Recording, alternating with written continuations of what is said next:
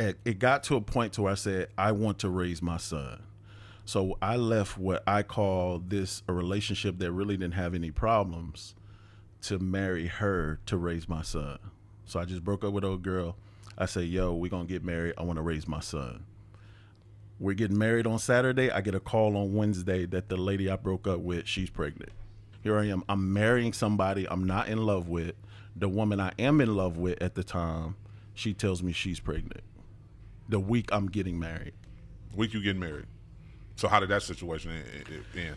Woo! Coming live on your radio. What they want? That real and raw. How they get it? DJ Focus. What we doing? Making music, reaching the corner. And it's all for the kingdom. And we gon' make sure they know it. Ooh, ooh, ooh, ooh, ooh. We gon' take it there. I like red letters over trap beats to fix it. Saying, ooh. DJ Focus, tell him turn you up. Ooh. DJ Focus, tell him turn you up. Ooh.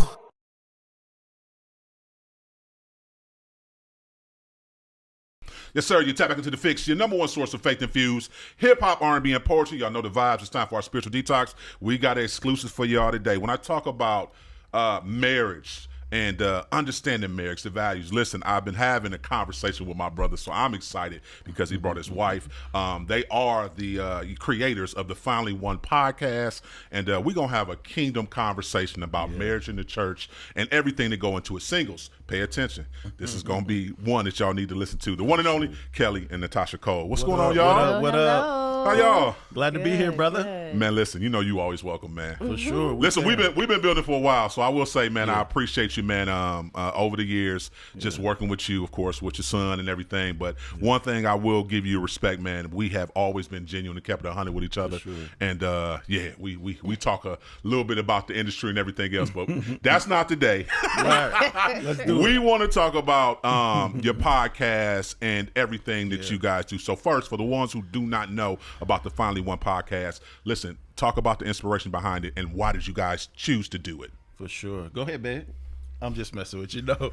So we are Kelly and Natasha Cole. The inspiration behind the podcast and the actual book is because of where we came from in our story. Like, it was only a God thing that we're sitting in front of you together and that we're actually finally one. We were teenage parents. We got married in our 20s, divorced in our 30s, and remarried each other in our 40s. Wow. So that was the inspiration behind the book and the podcast to help other marriages. Well, stay there for a minute. Natasha, come on, hop in here. Teenage lovers, get married, divorce. Walk us through just that process, because that had to be an emotional roller coaster. Come on, keep it, because the lady's going to keep it a buck. So teenage marriage, let's see, I got pregnant when I was 16 with our son Aaron, and it was crazy because first sight I saw him and I'm like, oh dang, who is that? And he was actually dating my friend. You gonna put it out there like that? I mean, that's what we doing, right? Yeah, for sure. So you still a man's? Yeah. Wow. But I did ask for forgiveness. Okay. I asked to if I could have him because she was with somebody else too. So I was like, hey, you're not doing him right. Let me see what I could do, because I needed a man. I was in the church. Wow, fast. Well, no, she wasn't like I was not fast, but no. I was in the church, and we just saw the men, and we was like, hey, and I was the chunky girl, and nobody really looked at me. So I was like, my nickname was McButter and all that good stuff. So I was like, hey, if I'm catching eyes, like I need somebody. So she had got him. I was actually talking to his friend and I didn't like him. I saw him. So I was like, hey, let's do this. And then that's where then we got pregnant after I asked for forgiveness. How real can we get? As real as you want. No, seriously. Okay. Yeah. Okay, we wasn't dating. Let's keep that clear. Okay. I was a star football player, and you know what we do. Right. I was setting them up to knock them down. Point blank, period. How Aaron Cole got here, the condom broke. I went away to school to play college football. I come back, I bump into her. Her stomach is hard as a brick. And I'm like, yo, you pregnant? And she like, no, I'm not. In denial. Total denial. Hadn't went to the hospital, hadn't told her mom, nothing. And then you take it from there. What happened after that? I knew that I felt different. I had missed my period and everything. But then She, she literally called me like literally the next day, and all she said was "yeah," and I cussed her out. Let me make it. This is all BC, y'all. This is all before Christ. But anyway, I cussed her out. All she said was "yeah," and I knew what I was like, "You're not keeping it." And if you ever been to an Aaron Cole show, he talks about us being teenagers, and we was getting an abortion. Like Aaron Cole was going to be aborted, but she was too far along in the pregnancy to get an abortion. Wow. Yeah, that's true story. So when he says that from stage, that's real. We were teenagers. I had just quit playing college football and was trying to figure out my life. I did not want a kid at 19 years old. So you, of course, had to come back and take care of your responsibility because, of course, you got a kid. Yeah. What was your thought process even going into that, though? Well, when we figured out she was too far along to get an abortion, I did what men do. I stepped up. I put me aside, and I started to say, okay, I'm getting ready to have a son. I just started trying to figure out my life. You know, I immediately started working 2 jobs, working at Blockbuster during the day and Walmart at night. And when I saw Aaron be born, I literally took it all in. I went to my car and cried out loud for at least an hour straight. I went in there, boy, I came out a man, took care of my responsibilities. And you see what he is today. Absolutely. So, yeah. So walk us through what did it take a turn to where you guys figured out that you guys couldn't do it anymore within the marriage? But that came pretty early. So Aaron was 2 years old. We wasn't married. We didn't get married till Aaron was 2. But when Aaron was 1. Aaron's like 1 year old, and we broke up. We stopped dating. Right? We finna get really real. We stopped dating. I was like, yo, I can't do this. We was just young and broken, man. That's the main thing. We didn't know. We both was lost, and we broke up. I didn't start dating a woman at the church I started going to. Well, no, I wasn't even really going to that church. My family was going to this church. And literally when she found out about it, she started losing her mind. We ain't got to go in that story. But anyway, it got to a point to where I said, I want to raise my son. So I left what I call a relationship that really didn't have any problems to marry her to raise my son. So I just broke up with old girl. I say, yo, we're going to get married. I want to raise my son. We're getting married on Saturday. I get a call on Wednesday that the lady I broke up with, she's pregnant. You just into everything. I'm 20 years old. Now, just imagine this. I'm 20 years old. Like, I'm not saved. I really don't. My dad had just got saved, so he's a babe in Christ. I don't really have no mentors. I don't have a pastor I could talk to. I don't have anybody that I can try to sort this stuff out with. So I'm figuring this out as a 20-year-old. Here I am. I'm marrying somebody I'm not in love with. The woman I am in love with at the time, she tells me she's pregnant. The week I'm getting married. Week you getting married. So how did that situation end? So here's what I rationalize in my mind. Aaron was already here. There's many things can happen before a lady carries a baby full term. That's what I was thinking at 20, you know. And what happened is we got married on Saturday, and the week we got married is when I told her. And right. That's when so the hell I'm coming happened. down the aisle. We're getting married. I'm coming down the aisle, and he's crying, and I'm like, oh, he sees this beautiful thing. Like, I'm walking down. Come to find out that he knew that he had the baby on the way, and he still went ahead and got married to me. So. Yeah, she found out a week of. Dreams crushed. What Martin say? All your hopes, all your dreams, gone. But yeah, that's what started. Like, our life was hell. Like, our first marriage was hell. Like, that was our first podcast episode. Marriage from hell. It was literally like the Leah and Rachel story, bro. Like, in real life. Because I was in love with Rachel, and she was Leah. Trying to do everything she could to get me to love her, but I loved Rachel. I didn't want nothing to do with her. I just wanted to raise my son. So when did that turn? Far as for you really respecting and starting to love her for who she was and not the other. The second marriage. The second time around. The second marriage. Okay. Right. Second time we got married, had but to the get whole divorced. the whole first marriage, I was in love with Rachel. Okay. I didn't even see her. So you go through the divorce. Yeah. You go through this season of seeing what else is out there. Wilding. Wilding. Went through a season. So when of was just the wilding. moment where you say, you know what, I need to go back to her? Man, I really want to be clear on what happened. Oh, I had a prodigal son moment. And I hit rock bottom. Literally everything. Like, my mom had passed away, getting ready to lose my business, wanted to take my life. Like, we'll talk about that in a minute. But to stick on this point, I literally was in a pit, and I was like, man, I'm out here looking for what the Lord has already given me. I'm going to look in the camera and say that.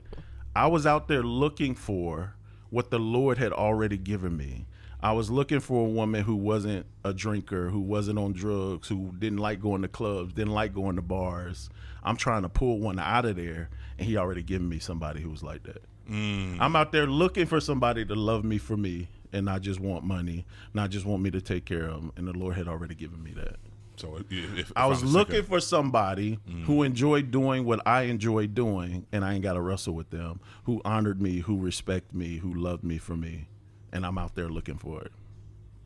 That is the trick of the enemy. And it started in the garden. All right, we ain't got to go. Go ahead, bro. No, you good. You good. Go ahead, bro. I want to ask you, Natasha, how did you have this sense of grace to even receive him back? Because I'll be. Oh, you did. So go ahead, speak about it. Because I'm gonna see most women be like, "Nah, you had your chance, player." Nah, I did. I was like, he had this. He let it go, and then. But I always still loved Kelly, but like he was just out there, and I tried so hard, so many times to get him to come back, and he was like, No, you don't do this for me. You don't do this for me. That, and the other. And I was like, okay. So I finally was like, you know what? I'm done. I'm going to try this dating thing. So I started dating myself. I found a guy that had came to our church to play for us. And we had started talking. And as soon as me and him started talking, we went on our first date. This is when he comes back and like, no, you need me. And I'm like, Kelly, I know you. Like, you'll do this, you'll say this, you'll come back, and then you'll be like, no, I need this. You don't do this for me. And I'm like, no, I'm not. So we stopped and we just became friends. I was like, well, I'll be your friend. Like, I'll Let me help you interject right here, though. Okay. She lied about going on this date. Let's keep it a buck. I didn't So it want wasn't him like, to know none of my business. So it wasn't like, oh, she went on this date, now I got this revelation. No, I had been pursuing her and try to talk her into, let's try again. Wait a minute. But I wanted to still do it in my flesh. See, my conversion hadn't taken place yet. So he was wanting to mess with me and wanting to mess with other women too. Right. So I wanted my cake and eat it too. So I wanted my family, but in my flesh. Does that make sense? It does. And shout out to my pastor, Pastor Aaron Murphy. Throughout the whole journey where I was just out there wilding those 6 years, he wasn't even my pastor then. He was just my friend, right? And he would literally make me come have lunch with him just so he could fellowship with me and talk to me and just listen and pray for me. And when I told him I wanted my family back, he was like, God's going to do it, but you're not going to like how he does it. I didn't know what that meant because I was, like I said, I was still in my flesh. I still wanted it my way. And what he meant by that was God's going to do it, but you're going to have to die to your flesh. You're going to have to die to you, and you're going to have to be reborn again. And that's what he meant. That's what it took. So when did you start doing the work, though? Because I hear what you're saying. That sounds cute. But you had to dive into the word to submit to that, because if not, you just keep running reckless. Listen to me. Literally a month later, I'm on the phone. He calls me early in the morning this one morning, and I'm going off, telling him what she ain't doing and what she won't. And he was like, shut up, let me pray for you. And he literally started praying. And on that call, next thing I know, I'm crying. I'm saying yes to the Lord. And I felt the yoke break. And that's when that conversion happened. I called her immediately after I hung up with him. I called her. I said, hey, all I'm asking you for right now is just to be my friend. I don't want nothing else from you. I've rededicated my life to the Lord. I'm going to focus on him. And I said, you ain't got to worry about me trying to sleep with you. I've made a vow to the Lord. I'm not sleeping with another woman until I get married. So whether that's you or somebody else, all of that is off the table. And her, all right then, yup, I'm going to be your friend and this and that. she needed to see some fruit. And I'll let you take it from there because that's where she was going. Yes. So became friends. And I would always he said he wasn't going to do anything. So I would push him. I'd be like, hey, you want to give it up to me? You want to have sex? You want to do this? I need this. So What happened? he would not give it up. So I'm like, what? Kelly Cole? You always, you would break it a hat. What is going on? So right then I knew, but I was like, I had to pray and get an answer from God because I knew that I had been through this and I knew how he was. So I told him, I was like, yeah, we'll be friends. We'll go out on dates. We'll do this. If you don't want to give me sex, I'm not going to give up to anybody either. So shout out to me because I had never given up to anybody but him. He was the only one in my life. But I went to church one day and I was sitting in service and it was like the pastor was just talking to me. He was like, what did he say? I was saying that I needed a yes. And he said, about going back through the door or something like that? Yes. He said, you can't go. You have to have the door closed in 23 before going into 24. And then he said some other things. But it was what she needed to hear. Right. But it was what I needed to hear. I do want to say this. There was a long period before we got there. And that period was all the Lord. Because like I said, I just said, hey, let's just be friends. It went from that to, hey, will you pray with me at night? So we would just pray. And then it went from that to, hey, will you do this devotion with me? Right? And so she said yes to those things. Then it got to, hey, will you go out on a date and this and that? And we start to court and just become friends. And that's how we fell in love. So it was through the process of her seeing me truly become a man of God that she began to, get hot in the pants and try to knock me down. But no, I was committed to the Lord. I made the Lord a promise and I was not backing down from that. You tried everything your way. You wanted to try his way this time. Yeah, because I had to it's one thing to get saved. So I got saved at a Christian hip hop concert, right? I got saved, but I did not get healed and I did not get delivered. And that's totally different things.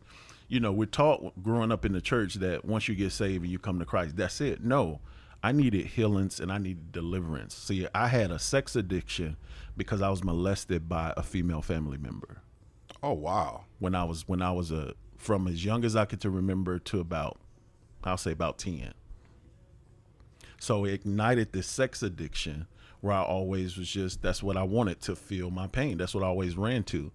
And sex made me feel disgusting. It made me feel dirty. But the older I got, it was a supplement for, some people drink, some people smoke. I never done any drugs. I never did any of that. But my drug was women.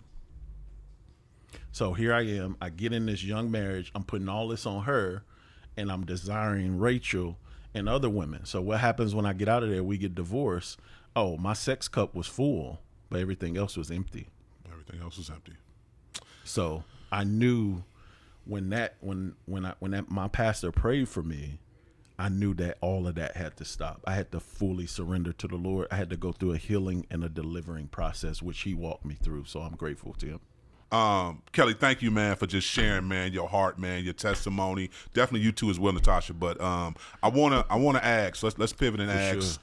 How did you deal with your counseling and mental health, specifically talking about, of course, you being violated as a kid and healing and getting to that next level? Yeah, for sure. So I had got a therapist. Shout out to y'all. Remember Byron Jawan? Yeah, his mom is my therapist. Really? And the most crazy thing happened. I had just been praying for a therapist. I was like, Lord, send me a therapist who's spiritual, but not so spiritual she's no earthly good, right? That was very important to me because I didn't want nobody to just hammer me with scriptures. I knew the scriptures. I taught Sunday school for 14 years. I know all of that. I needed somebody that I could talk to. And Aaron and Byron had a show in Charlotte, and she was setting up his table, and I was setting up Aaron's table. We just started talking, and I was like, what do you do? And she was like, I'm a therapist. I'm a licensed. I was like, God, thank you. We exchanged informations, and from that first intake meeting, I knew she was my therapist. So she's been my therapist ever since. So it was her, and it was also my pastor So getting both sides, but I had to get that thing prayed through. My pastor prayed me through. She prayed me through. She worked with me and walked with me.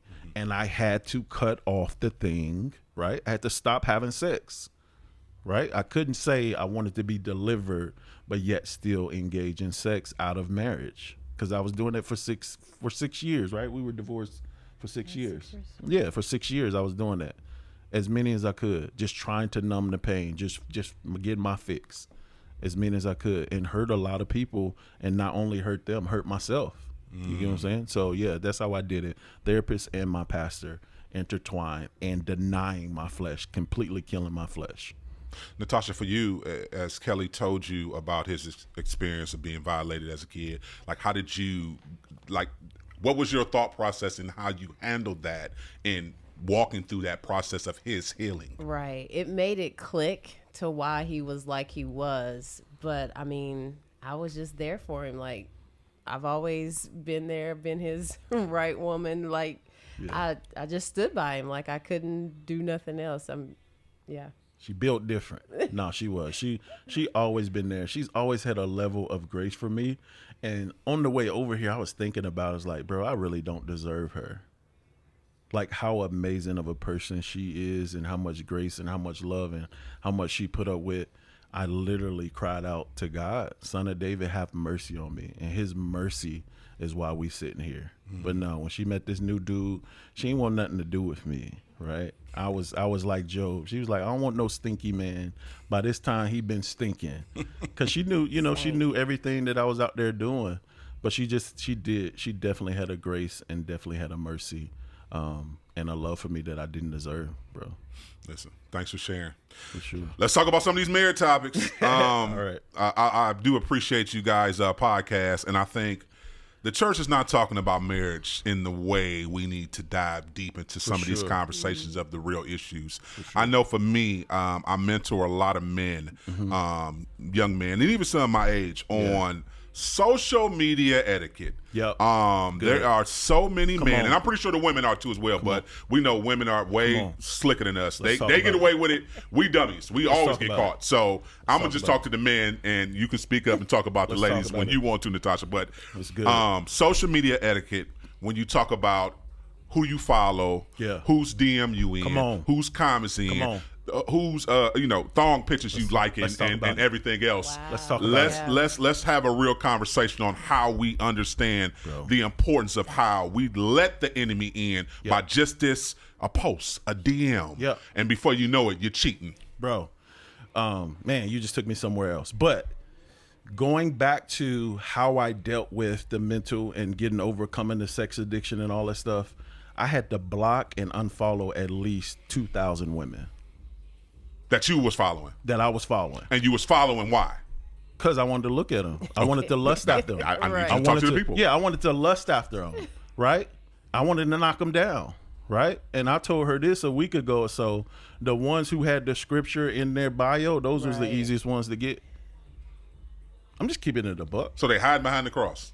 A lot of them just keep it a buck. So you telling me. A lot of them, not necessarily hiding behind the cross, but a lot of them were easy to break, right? So just like a wolf seeking to devour the sheep, bro. Like I just knew what it is that they needed to hear. I knew what it is. I knew if they were serious. I knew how I could just look at a woman and knew what it took to get her. It'd be so fast. We go from you telling me how this woman of God you are, next minute I'm in your bed. It was that easy. It wasn't a hard thing to do. Why? Let's talk about why that is. Is because you're projecting something you hadn't been healed. You don't even know who you are. I can look at you and tell that you're broken. I can look at you and tell that you ain't had a father. One girl, I'm gonna tell you how easy it was to get this one chick. I just help her put her jacket on. That was it. Nobody had never did that for her. Nobody had ever did that for her. She didn't have a father. She didn't have spiritual covering. She didn't have a relationship with men who could protect her and honor her or show her those things, right? So it was easy. So going back to the social media thing, I don't do anything I wouldn't be okay with her doing. So I'm not liking chicks' pictures. I'm not in nobody's DM. I'm not doing nothing I wouldn't be okay with her doing. And going back to what marriage should be. I feel like to get back to the true essence of what marriage should be, it should be like the garden. We both should be naked before each other and naked before God. So there's no part of me she don't have access to. She could pick up my phone, go on my social media. She can call. She can answer. She could do anything. She got all my passwords, all my everything. We are naked before each other and naked before God. And I knew in order for her to trust me at a level based off of who I was, I had to get completely naked before both. So I was like, baby, here's my everything. And that has never happened, right? In the first marriage, she better not look at my phone. No. Or it's going to be the Royal Rumble. He had women names for men in his phone, like, so he could cover it up. Like if it was a V, it would be Vinny or something, or so yeah, I did he it never all. gave me that. I did it all. I did it all. She called me up one time. I had left my phone because one of my phones was broke or something like that, and she went through my phone. And I was like, this was brilliant, by the way. She went to my best friend's text because that's where all the dirt is. Yeah. It found everything. It found everything. But yeah, back to social media, you have to protect your eye gate. Men, we're visual. We want to see it. And if somebody, and to this day, if somebody gets through there that I didn't get to delete, guess what? Boom, gone. What am I following you for? Why am I following you for? I know what that leads to. Especially with me, I used to flirt with women and be in DMs just for sport. Just to see how far I could take it, or just to see what I can get out of you. You ever struggle with narcissistic issues? I haven't. I don't believe so. Okay. I think that it was just simply wanting to please my flesh. Wanting to please your flesh. You get what I'm saying? Because when I got healed, when I got delivered, it wasn't hard for me. And she can vouch for this. I've always been a person who's had a good heart, meaning I always looked out for people and always took care of people and always put myself last. So much so that it hurt when it wasn't reciprocated. Okay. Does that make sense? It does. So I think that wasn't a hard thing or something that I struggle with. I struggle with wanting my self-value, my self-worth, and who I was. So I felt like the more women I had, it built me up. The more money I had, it built me up. But when you hit rock bottom, you realize all of that stuff don't mean anything. Makes sense. Yeah. Come on, Natasha, I need you to jump in here because one thing we talk about on the show with ladies at times, I ain't saying all the time, but at times it just seems like ladies be a little thirst trapping a little bit. These vanity pics. You know what I'm saying? Yeah. You just always take the pics where you showing all the goodies. Yep. Ain't got nothing to do with nothing. You ain't motivating nobody but Right. to want to see your body. Talk about it. Talk to the ladies, and just from your experience, what's your thought process on that? Why do women take so many sexual pictures, load them to Instagram, Facebook, but look for a different respect back from us as men? Yep. That's true, because like when we had messed up, when we divorced or whatever, I wanted the attention. I wanted people to see me. So I'm like, hey, I lost my little weight. Let me take a little picture, and just the attention, like the likes, the in the DMs, they, oh, you beautiful, you this and that. But like once you get to talk to them, it's like, oh, you ain't worth nothing. Why are you even in my DM? So I mean, that's what I say. It's like it was just attention, because we want to feel good about ourselves, but it's not worth it. What was the one thing I always told you when we got divorced? About that there were men that line up to knock us down, but not. I told her, I said, listen, the line of men that are in line to sleep with you because you've only been with me, that line is around the block. I said, but to get that person who's going to actually love you and treat you the way that you're supposed to be treated, you're going to have to wait on that. So women think that because men are in their DM, they got options. No, those are options to sleep with you. I'm just going to tell you, they do not want anything serious with you, especially based off what you're advertising, right? But to find somebody that's truly interested in you and is going to love you correctly, which that dude she met in the church. He wasn't on social media. He was genuinely interested in her, right? And probably would have treated her well. But the thing I wanted her to understand, even in that, was, okay, but you're still going to have to deal with life. You no relationship is you still gonna have to deal with some stuff, right? So what happens when it gets hard with this dude? Then it's what? It's gonna be the next dude. The thing about what we had is we had a family foundation, and we had a place where we knew each other. Right. Bring me to a great point. So in my process of pursuing her, she wouldn't give me any hope, like that she was feeling me, that she was not. And I was praying. I was like, God, why won't she give me no hope? Like, she need to give me something. He's like, be patient. He said, I know you feel guilty because you were out there and she was still in the church. She was still serving me. He said, but be patient. He said, not only am I preparing you for her, I got to prepare her for the new you. That's good. He said, you're my son too. He said, I know you feel bad. You feel like you less than. No, she's my daughter and you're my son. Not only do I have to prepare you for her, I got to prepare her for the new you, which he did. He had to prepare her for the me who communicated at a higher level, the me who communicated in love, the me who communicated in patience, and, put her first. So yeah, I want to say that. I hope we answered the question. Yeah. Okay. Absolutely. Cool. One other thing we want to bring up before we close out, I think within marriage that's not talked about enough is communication. Effectively communicating to each other, effectively listening to each other. Talk about that dynamic of, again, two individuals who have two different upbringings coming into the same household, have different expectations, but trying to figure it out, but also trying to communicate that and understand each other and grow together in how we communicate within a marriage. For sure. Yeah, communication is effective. Like, it is number one on anybody. It should be. Just to listen, like, say what you have to say, and then let that person hear that, and then give them the opportunity to give what they can say, and listen. Like, it's effective to listen. Like, that's the whole point of communication. Like, you have to hear each other without any disrespect or any interruptions. Like, hear first, and then let the other one speak.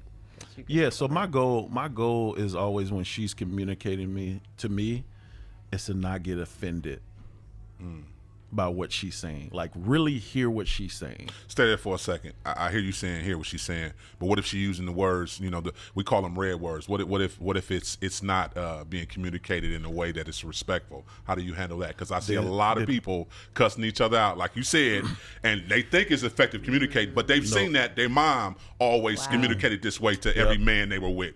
Talk about that for a minute. She's never cussed me out, number one. Okay. We don't even go there. Okay. But in this healthy marriage, our second marriage, if what she says offends me or could turn me into something, that means I got work to do. Does that make sense? It does. If I can't process what she's saying and listening to what the root is, because half the time it's not even what's being brought up. No, what is she really saying? We had an issue with me putting my hat on the table, right? And the only reason I put my hat on the table, I put it next to my keys, so when I walk out, I can just walk out, grab my hat, grab my keys, and go. She didn't like that. Because your head dirty. I've been there. So I learned the hard way on that one too, Pepe. So tell them why what you put that dirty hat on my table. Exactly, right? Exactly. And I said, and it was just like that attitude. No, I said, baby, all you had to do is tell me you don't like it. I don't have a problem doing it. But if you don't communicate what it is you need from me, I'm not a mind reader. The only reason I put my hat on the table, because it's next to my keys, I can grab and go. But if you prefer my hat not to be on the table, guess what? I can develop something else, because I want peace more than I want this hat on this table.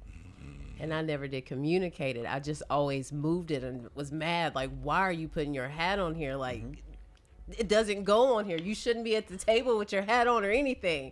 And so finally finally she snapped. And I was able to help her. Like, baby, just communicate it. I don't have an issue. I don't have an ego when it comes to her. And we made an agreement. We don't have to defend something we don't like. Right. So if I don't like this person in your life, I ain't got to defend why. I just say, hey, I don't like that. That's good. Vice versa. Yeah. Oh man, you done lost 10,000 people. Lord I have mercy. don't care. No, say that again. Because what's most important is this team right here. Okay. We don't have to defend something we don't like. Ooh, If she say I don't like Focus, you out of here, bro. that's good. because she gonna be with me till death do us part. Like, we are in a true covenant. This is Team Cole. Ain't nobody else coming in between that. So I don't have to defend if there's a friend she don't like. She ain't got to defend. No, if she says she don't like something, guess what? It's iced out. And it ain't on trial. She ain't got to prove. She ain't got to have no book of why. She ain't got to present nothing. All she got to do is say she don't like it, and guess what? It's gone. That's good. And that's why we so strong.